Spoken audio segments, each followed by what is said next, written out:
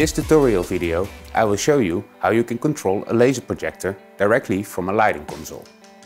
I will start with patching some lasers and explain how to set up the projection area for each individual laser. I will guide you through the complete fixture profile and show the similarities to a normal light. Also, I will explain you how you can create your own custom content and upload this to the memory card inside the laser projector. And finally, I will show you a few shots of the lasers here in action.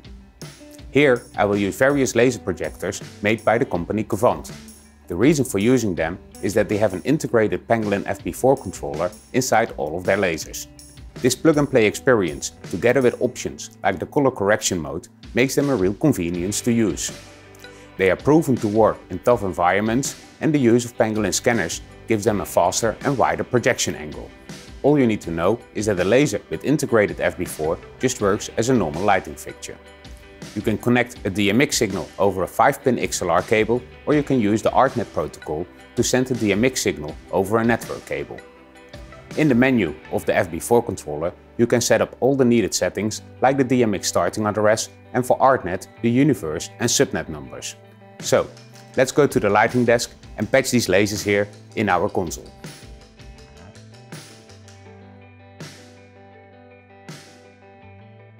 Now we are behind the lighting console, we will need to get the correct fixture profile for the Pangolin FB4 controller that's built inside our lasers.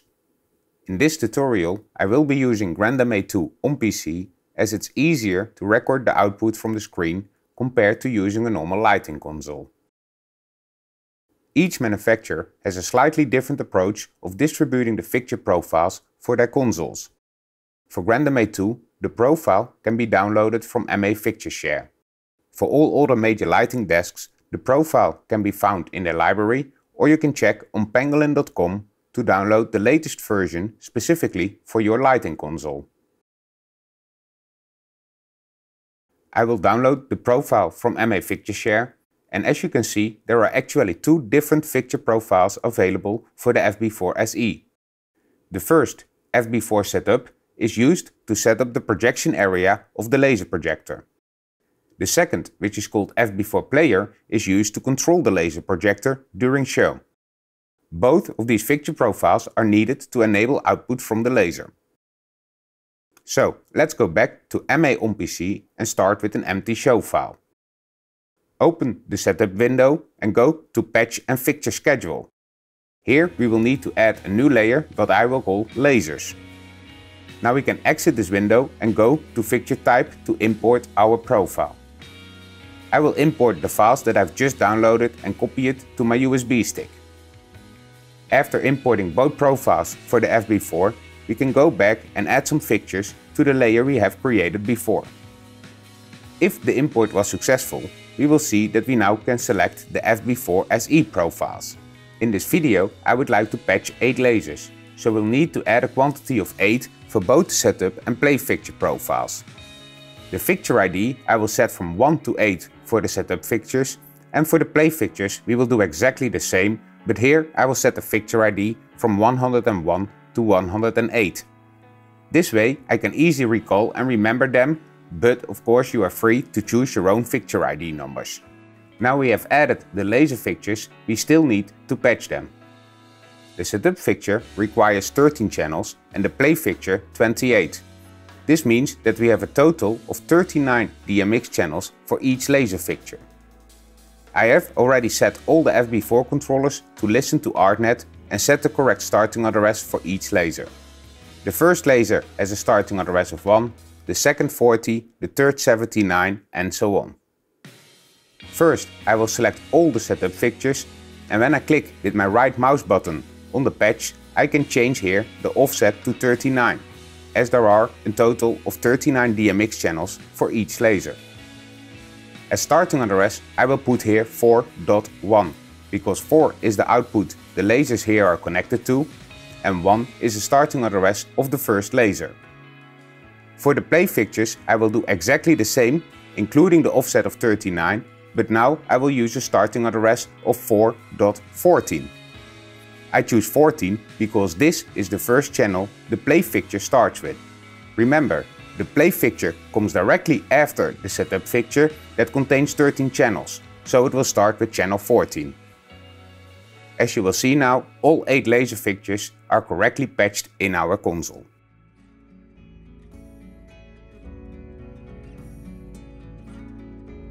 Now we have added and patched our laser fixtures, we can set up the projection area for our lasers with the setup fixture. First, I will create 2 separate groups for each fixture type, so we can easily select them.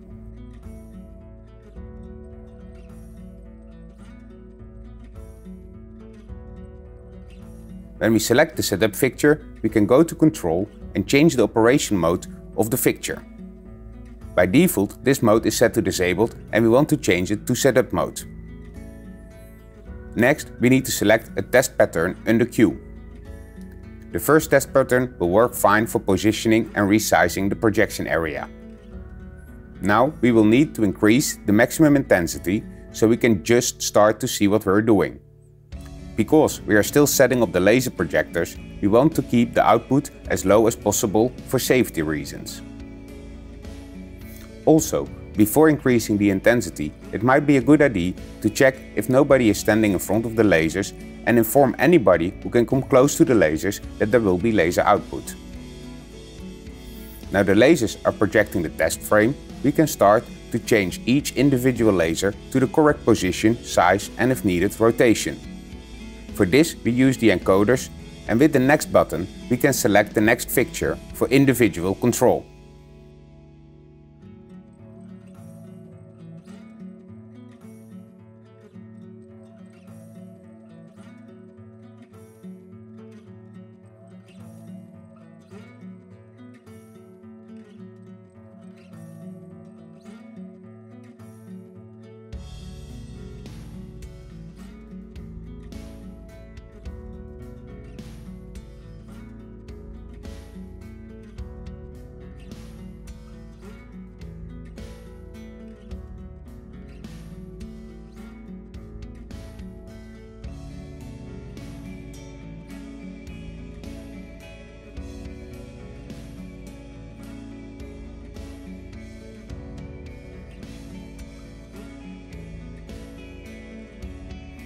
If we are completely happy with the current projection area of all lasers, we can increase the maximum intensity. Because I will shoot all lasers above the camera and myself, I will set this to max. All the lasers are now set, and the last thing we need to do is to change the mode of the setup fixture from setup to enable. This will activate the play fixture for controlling the lasers while your projection area is safely locked. If you later might need to change the projection area, you can go back to the setup fixture and change its mode back to setup.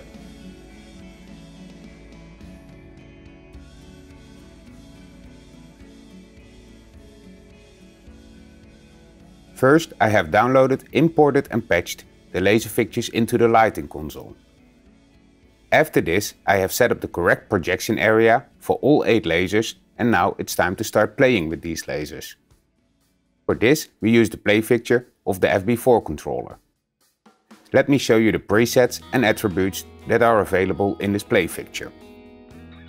The first preset is dimmer. This should speak for itself and will control the intensity of your laser during show and programming. Note that the dimmer is different as the maximum intensity in the setup fixture that actually limits the maximum intensity the laser can reach. To show the dimmer in action, I first need to trigger a cue in the Gobos preset. If we now increase the dimmer, we will start to see the laser output. The second preset is position, and here we have the pan and tilt attribute. Pan and tilt will not physically move the fixture, but it will move the cue within the projection area that we have set before. With Gobos, we can select the cue for the laser projector. The cues are stored in different pages on the memory card that comes with the FB4 controller. We can choose from 255 different pages and 255 cues on each page, what gives us a total of over 65,000 cues. The FB4 controller comes already preloaded with default content to give you a plug-and-play experience.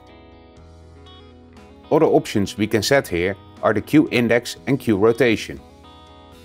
Q index will give the Q a static rotation, and the Q rotation attribute will spin the Q clockwise or counterclockwise. It is also possible to stop the spin and/or to reset the angle back to 0.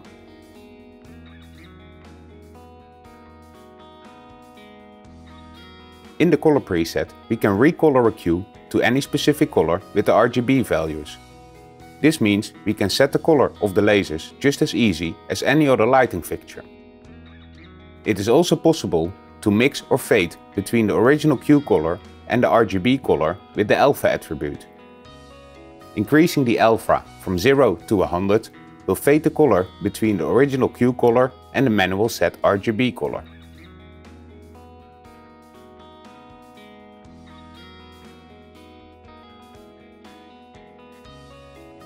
In the beam preset, we can set a shutter speed with a range from 1 to 20 Hz. Here we also have some specific laser properties as control over the scan rate. We can lower the scan rate from the original Q speed to 5 kilopoints per second for an additional flicker that will give your lasers that extra punch. We can also control here the visible points of the Q, what means that we can make only a part of the Q visible. This is useful to draw in a Q, so a line, circle or letter can start from a point and becomes completely visible. The playing speed of the Q we can change under the preset control.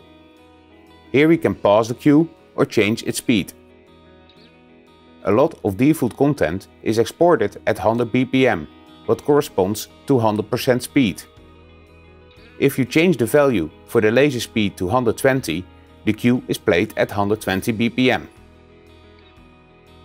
And last, in the Shaper preset, we can set the size XY and the zoom. Note that there is a difference between these two.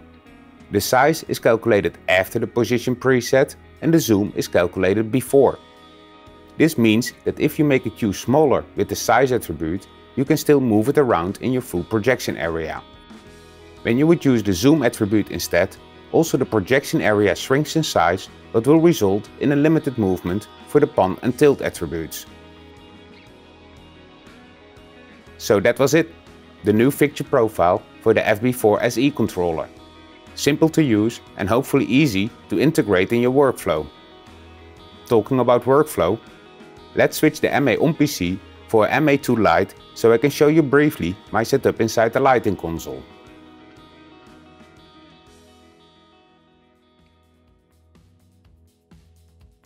Until now, we have used the default content that is already delivered on the memory card that comes with the FB4 controller. But what if you want to make your own custom content? That is what I'm going to show you next. To create and upload the content, we use the Pangolin QuickShow software package. This software comes free with every FB4 controller or laser with integrated FB4. All you need to do is download and install the latest version from the Pangolin website and connect your laser to a computer. If you have more than one laser and using laser projectors made by Kvant, you can daisy chain them. Or you can use a switch to distribute the network signal to all your projectors. The FB4 is by default set to Auto IP.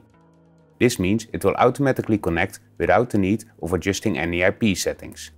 Optionally, you can set a manual IP address or subnet to integrate the FB4 controller into an existing network.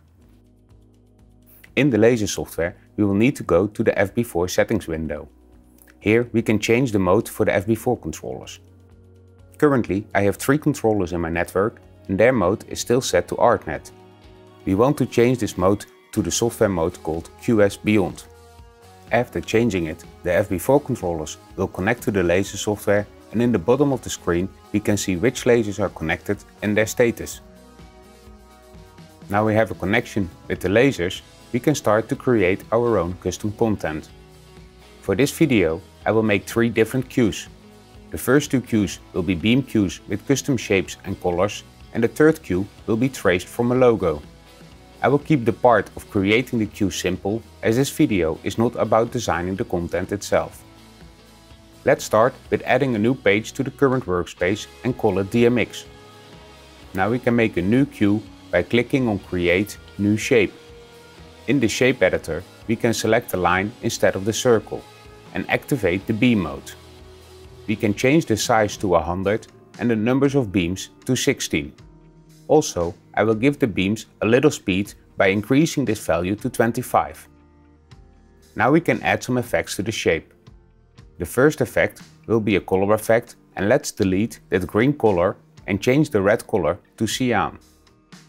Now I will change the order of the colors from points to radius, so the cyan is in the center and the blue is on the outsides. The second effect is an oscillating effect. I will choose here an X to Y wave and keep the default values for this effect. That's how easy it is, and we have created our first cue. For the second cue I will be using another editor, the Parametric Image Editor. Here I choose for a line as basic shape.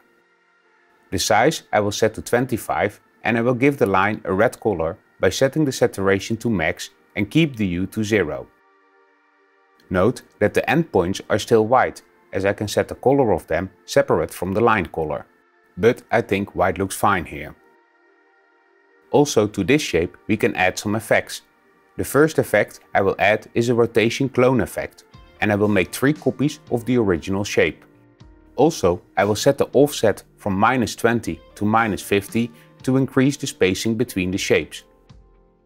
The second effect is a rotation Z effect. I will give it the values from 0 to 360 degrees in 8 beats of time. As you can see, the complete image is now rotating.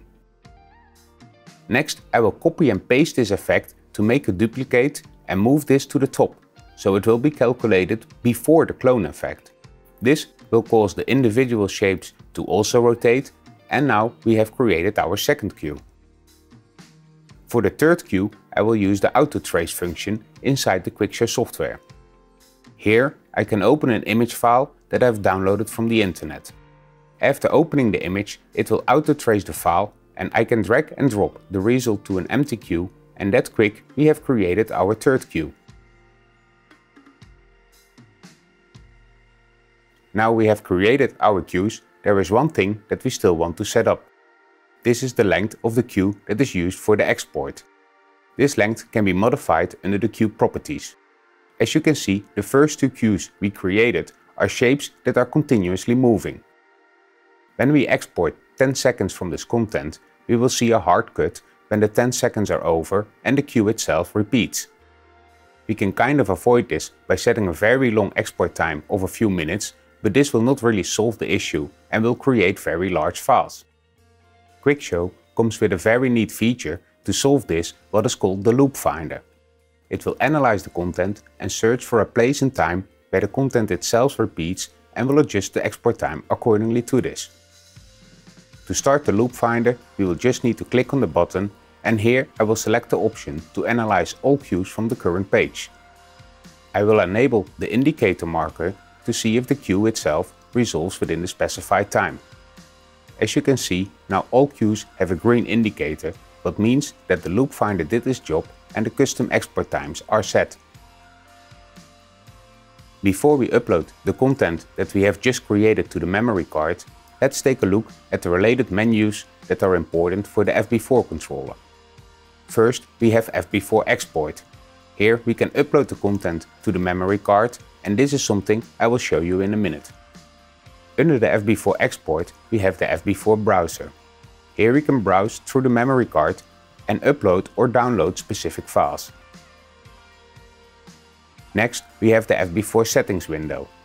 This window I have already showed you earlier in this video, and here we can adjust all the settings of the FB4 controller. And last, we have the FB4 Viewer, which can be used to view the exported content on a computer.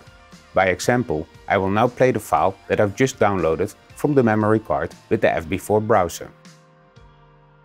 Now, let's go to the FB4 Export window and see what options we have there.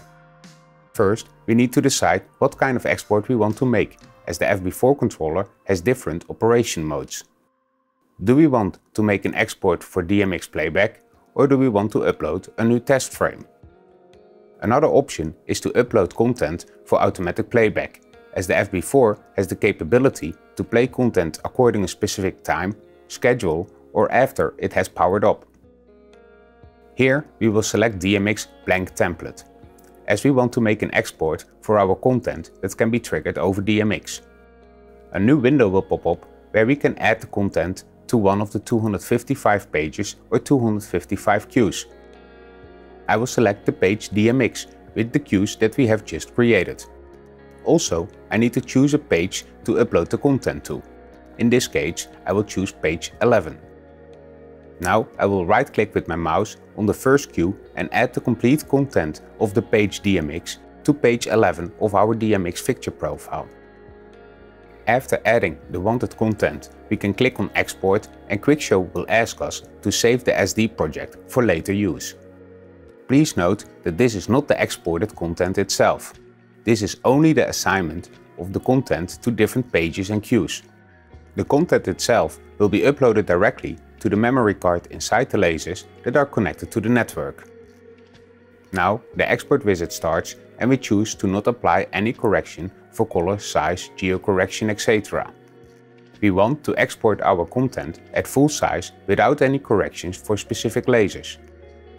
In the next step, we also choose for generic content usable on any projector. Next question is for which projector to create the content for, and here I will select all the projectors. Now we can choose if we only want to export to files or also send the exported content to the connected FB4 controllers. We choose the last option.